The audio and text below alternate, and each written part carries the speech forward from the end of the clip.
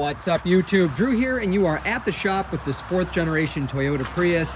I bought this car for a couple special purposes. Of course, it's going on our lot for sale, but that's after my wife Jade and I put about 1,200 miles on it. We did a road trip in it, and I really bought it, of course, for that purpose, but also to shoot this video and let you guys, my awesome subscribers that I genuinely appreciate and love. Thank you guys, each and every one of you, for being subscribed.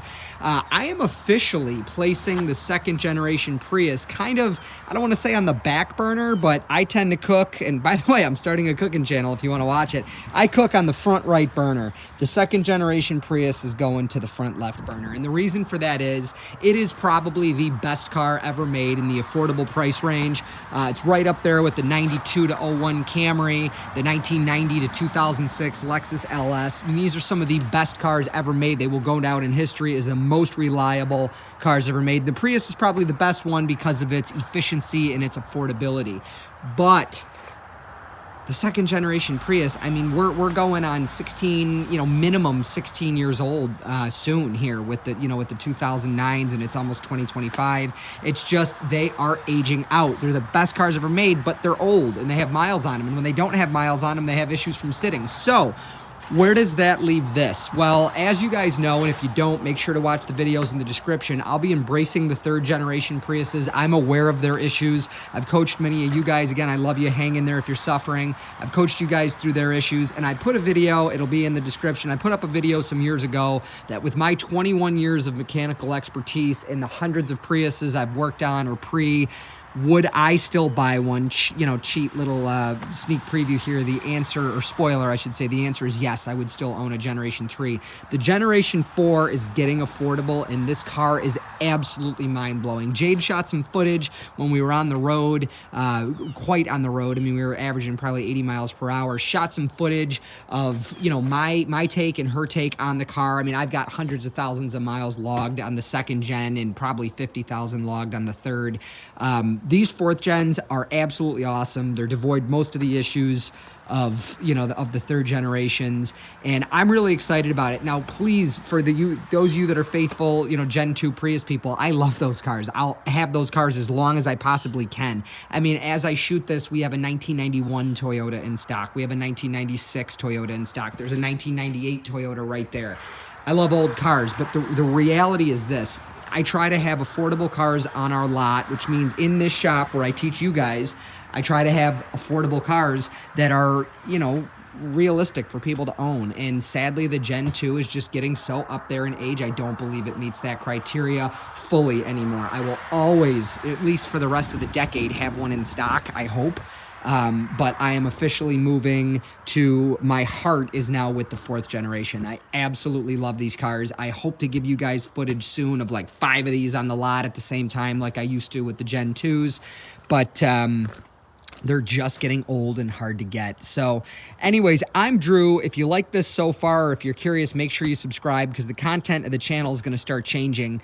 And stay tuned because you're going to get to see what Jade has to say, or I suppose what I have to say with Jade filming on the road. Again, we put 1,200 miles on this car in a very short amount of time, and I am so in love with it. I mean, I don't want to list it for sale today, but the reality is I could just drive, a different one all the time, and it's the same experience. But just an absolutely wonderful car. Absolutely wonderful. Everything about it could use a little bit more sound deadening, and we'll get into that in the video, but just stay tuned and get some on-the-road impressions of it. And make sure, again, to subscribe if you love Prius, because I do, and I teach you guys how to fix them, teach you guys how to buy them, and hopefully entertain you with them. So stay tuned. Let's get on the road. So the first thing you're going to notice right off the bat is the car has a way more connected feel to the ground underneath it. It's very tight. So I'm going to try to give this to you in like positives, but the negatives that come with them. It's very tight compared to a 2nd gen. You got to keep in mind the 2nd gen, the design for it was completed in 2001, which means it probably started in the 90s, and if it didn't, it was started by people that hit their stride in the 90s. So as we know, 90s Toyotas were still kind of chasing 90s American cars, which were on the tails of 80s and even 70s design still. So the 2nd gen had that smooth, soft ride. So the first thing you're going to notice is that's gone. Now, the positive side of that is this car, I mean, it handles incredibly. And zipping around town, we're on the highway now, going about 80 miles per hour almost, but zipping around town, I mean, the electric mode in this car, the EV mode, is very powerful. I mean, it pulls you back. Obviously, if you hammer it, it dissipates quickly, but there's quite a bit more, you know, at the disposal of your foot in electric mode. It's very nimble, and the steering at low speeds is awesome. It's Toyota's newer electric steering that's more intelligent, so it's quite a bit lighter at low speeds, and it's really tight and natural feeling at higher speeds. But we're in, you know, a 20, maybe six, under $30,000 car. This is a 2016, so obviously the world's gone to crap since then, and you know, they're through the roof. I don't even know if you can get a Prius under 40 grand in reality now, which is of course the 5th gen anyways, but the you know, in 2016 these were still in the, you know, under 25,000 somewhat range. As a used car, the one we're driving right now is about 13 grand. It's a 16 Prius 2 with about 145,000 miles on it. So there is going to be a compromise. It's a much tighter feeling, more sport-oriented feel, but what you're giving up going away from that almost 90s second gen feel is the smoothness. So the second gen isolates you from the road, and where that's a negative is, you know, if you want to feel the road, if you want some sportiness to your ride, you don't have it. Well, in this, you don't have any of the isolation that some people would call numbness in the second gen. And it could be a bit much. You know, again, we're going 77, 78 miles per hour in a straight line. I don't necessarily want to feel the road. Now, I'm trying to take my personal feelings. You know, I like, you know, 90s Camrys, early 2000s Camrys, the larger, softer, floatier feel. Trying to take my preference out of it. I can tell you honestly, the trade-off for some of the nimbleness of this car is in the fact that you are going to feel everything. You're very aware of what's going on in the car mechanically. Even if you're not a mechanic, you can tell. I feel vibration from the engine. I feel, you know, vibrations coming up through the road, resonating through it. The road we're on right now, which is I-390 coming south out of the Rochester area toward Pennsylvania, that road is a combination of old asphalt, new kind of temporary asphalt as they work on it, and old concrete.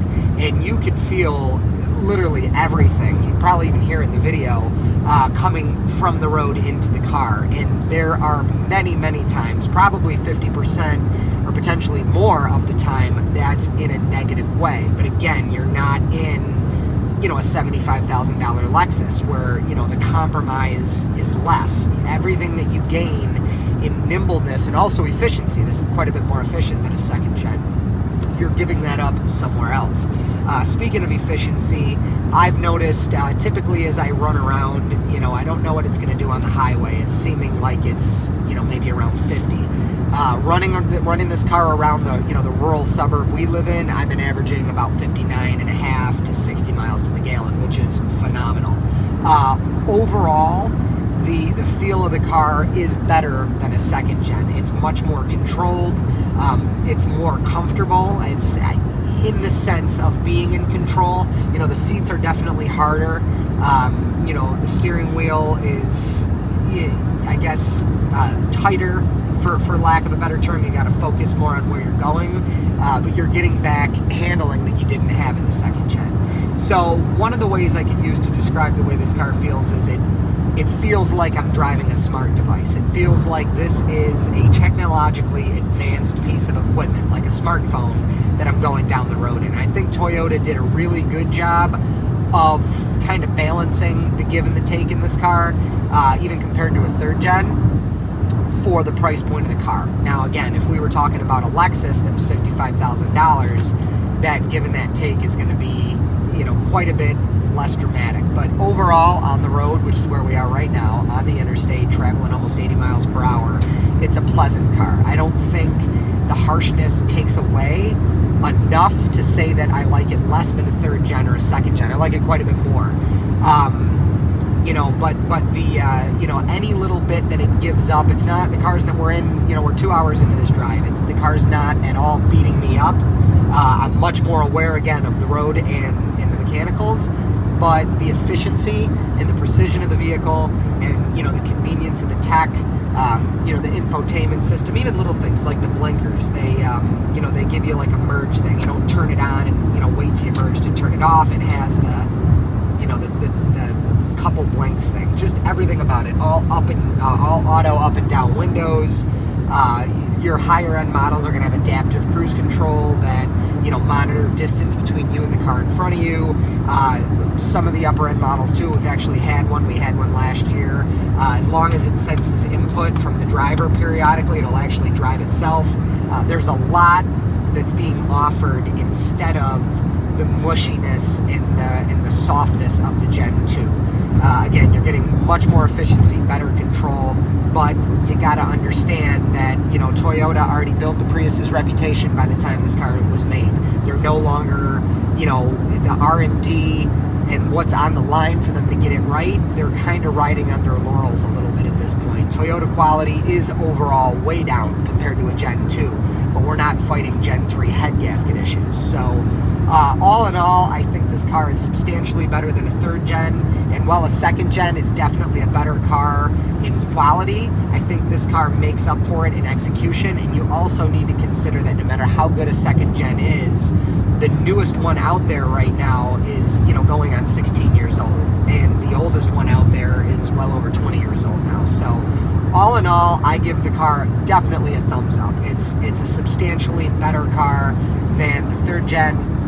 And again, I think you'll like it a lot more than a second gen. You also have to consider cost. I mean, this car is ridiculously expensive, and that has to do with the economics of the current, situation we're in with the economy and the car industry and everything COVID did to it. You're going to pay a lot of money for one of these, but with the large issues behind us and the third gen and how efficient it is, I think all trade-offs point towards, I give this car, just if I had to say yes or no, it's a strong yes.